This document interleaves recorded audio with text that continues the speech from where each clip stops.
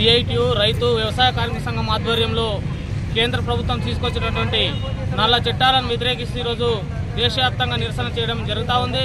అందులో భాగంగా ఈరోజు వికారాబాద్ జిల్లా కేంద్రంలో నిరసన కార్యక్రమం చేపట్టడం జరిగింది. ముఖ్యంగా నరేంద్ర మోడీ ప్రభుత్వం అధికారంలోకి వచ్చిన తర్వాత కార్మికులను కర్షకులను ఈరోజు వెట్టి చాకరీ చేసే విధంగా ఈరోజు ఈ కోడ్లను తీసుకురావడం జరిగింది. ఆ రోజు గతంలో చూసుకున్నట్లయితే ఈ వెట్టి చాకరీ వ్యతిరేకంగా పనికి తగ్గ పారితోషికం ఇవ్వాలని, పని గంటలు తగ్గించాలని, 10 గంటలు ఏదైతే ఎక్కువ ఉన్నదో దాన్ని తగ్గించి 8 గంటల పని దినం కోసం ఏదైతే పోరాటం జరిగిందో దానికి వ్యతిరేకంగా ఈరోజు 10 గంటలు పెంచడం కోసం, పని భారాన్ని ఈరోజు పెంచడం కోసం నరేంద్ర మోడీ ప్రభుత్వం ఆలోచిస్తుంది. ఇది సిగ్గుచేటని ఈ సందర్భంగా తెలియజేస్తా ఉన్నాం. ముఖ్యంగా ఈరోజు మహిళలకు అసలే భద్రత లేని ఈ దేశంలో ప్రతిరోజు ఏదో ప్రాంతంలో హత్యలు, అత్యాచారాలు, మానభంగాలు ఈరోజు మహిళల మీద జరుగుతున్నాయి. కానీ అలాంటి పరిస్థితుల్లో ఈరోజు మహిళలకు రక్షణ కల్పించాల్సిన ప్రభుత్వం, కేంద్ర ప్రభుత్వం ఈరోజు మహిళలకు 10 గంటలు పెంచాలి, బోనస్ల పేరుతోటి 10 గంటలు పెంచి ఆ విధంగా పని భారం పెంచే విధంగా చర్యలు చేపట్టడం చాలా సిగ్గుచేటు. ప్రభుత్వం ఇప్పటికైనా ఆలోచించి ఏదైతే లేబర్ కోడ్లు 4 కోడ్లు ఏవైతే లేబర్లకు వ్యతిరేకంగా, కార్మికులకు వ్యతిరేకంగా ప్రవేశపెట్టిందో దాన్ని వెనక్కి తీసుకోవాలి. లేకపోతే వామపక్ష పార్టీలు ఎర్రజెండాల ఆధ్వర్యంలో పెద్ద ఎత్తున ఆందోళన పోరాటాలు చేసి మరో సమ్మెకు సిద్ధమవుతారని సందర్భంగా ప్రభుత్వాన్ని హెచ్చరిస్తూ వెంటనే వెనక్కి తీసుకోవాలని సందర్భంగా ప్రభుత్వాన్ని డిమాండ్ చేస్తుంది.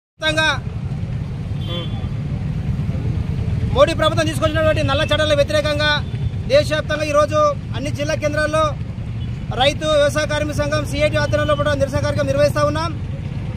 ఈ నిరసన కార్యక్రమం ముఖ్య ఉద్దేశం కూడా గత 200 సంవత్సరాల క్రితము అందరికీ సమాన హక్కులు కావాలి, మహిళలకు కూడా సమాన హక్కులు కావాలి, కార్మికులకు సమాన హక్కులు కావాలి, 8 గంటల పని విధానం కావాలని చెప్పి కూడా ఆ రోజు పనికి తగ్గ వేతనాలు కావాలి అని చెప్పి కూడా ఆ రోజు గతంలో 2 సంవత్సరాల క్రితం చికాగో నగరంలో పోరాటం చేసి సాధించుకున్న హక్కులు ఆ రోజు నుంచి ఈ రోజు దాకా కూడా 8 గంటల పని విధానం కావాలి, లేబర్ చట్టాలను కాపాడాలి, రాజ్యాంగాన్ని కాపాడాలని చెప్పి ఈరోజు అప్పటి నుంచి ఇప్పటిదాకా కూడా స్ట్రగుల్ చేస్తున్న పరిస్థితి ఉంది.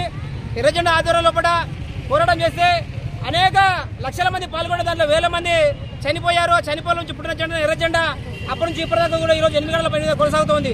కానీ ఈరోజు బీజేపీ ప్రభుత్వం వచ్చిన తర్వాత ఈరోజు దేశంలో ఉన్నటువంటి 29 లేబర్ చట్టాలను మారుస్తూ నల్ల చట్టాలను తీసుకొచ్చారు. రైతులకు వ్యతిరేకంగా, కూలీలకు వ్యతిరేకంగా, కార్మికులకు వ్యతిరేకంగా ఈరోజు చట్టాలు తీసుకొచ్చారు. ఎవరు కూడా ఎక్కడ కూడా ధర్నాలు చేయొద్దు, పోరాటాలు చేయొద్దు, మేము వేసిందే భిక్ష తినాలా మీరు అని చెప్పి ఈరోజు మోడీ ప్రభుత్వం చేస్తూ ఉంది. కాబట్టి ఈరోజు రాజ్యాంగం తూట్లు పడుతూ ఉంది, కార్మిక చట్టాలు తూట్లు పడుతూ ఉంది. ఈరోజు పార్లమెంటులో మాకు ఈరోజు మద్దతు ఉందని చెప్పి కూడా ఈరోజు అడ్డగోలిగా దొంగలాగా ఈరోజు చేతులు లేపుకొని ఈరోజు చట్టాలు అమలు చేసిన పరిస్థితి ఉంది. ఖబర్దార్ హెచ్చరిస్తూ ఉన్నాం. కాబట్టి ఎందుకంటే గతంలో అనేక పోరాటాల ఫలితంగా ఈరోజు స్వతంత్రం వచ్చింది, పోరాటాల ఫలితంగా ఈరోజు రాజ్యాంగం ఏర్పడింది. కానీ ఈరోజు నువ్వు మళ్ళీ కూడా దాన్ని తుంగల దగ్గర ప్రయత్నం చేస్తే 8 గంటల పని విధానం తీసేసి మళ్ళీ 10 గంటల పని విధానం తీసుకొస్తే ఖబర్దార్ హెచ్చరిస్తూ ఉన్నాం. అందుకని ఈరోజు ఎర్రజెండా ఆధ్వర్యంలో కూడా కార్మిక వర్గం మొత్తం కదులుతూ ఉంది, గ్రామాన్ని కదులుతూ ఉంది. భవిష్యత్తులో ఈరోజు దాన్ని అమలు చేస్తే పెద్ద ఎత్తున ఆందోళన చేసి ఖచ్చితంగా నల్ల చట్టాలు వెనుక తీసుకొస్తాం. అవసరమైతే రాబోయే కాలంలో నీ మోడీ ప్రభుత్వాన్ని, నీ మనువాదాన్ని గద్దె దించి ఇంటికి పంపిస్తామని హెచ్చరిస్తూ అందుకని ఈరోజు వికారాబాద్ జిల్లా కేంద్రంలో నిరసన చేస్తూ ఉన్నాం. కాబట్టి నిరసన కార్యక్రమంలో పాల్గొన్నటువంటి రైతు సంఘము, సిఐటియు, వ్యవసాయ కార్మిక సంఘము, ఆశా వర్కర్స్, అంగన్వాడీలు, మున్సిపల్ కార్మికులు, అన్ని రంగాల కార్మికులు, ఆరోగ్య మద్దతు వచ్చినటువంటి ఎస్ఎఫ్ఐ నాయకులకు ప్రతి ఒక్కరు పేరు ధన్యవాదాలు తెలుస్తూ ముగిస్తాం.